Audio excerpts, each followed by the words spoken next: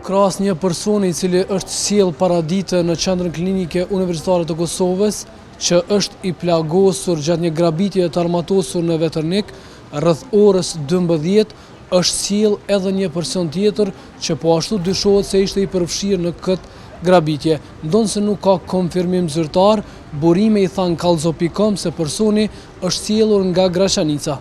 Agron Qitaku, mjek kujdestar në qendrën emergjente në QKUK, konfirmoi se edhe personi i dytë i pranuar është i plagosur me armë zjarri dhe është në nënshtruar operimit. Ka ora 11, ka orë një pacient. Jemi ne i plagosur me armë zjarri. Kemi edhe i cili është trajtuar pas reanimimit, është në sallë operative, është punuar dhe gjendet mjekim intenziv. Po edhe ka ora 12 kemi pas edhe një tjetër, i cili gjithashtu është reanimu, është për momentin në sallë operative. Regioni kryesisht është i abdomenit, e i parit, e i dyti është edhe në kom. Stabile ka qenë stabilizu, se gjendje ronjën, plagosur me armë zjarri normal.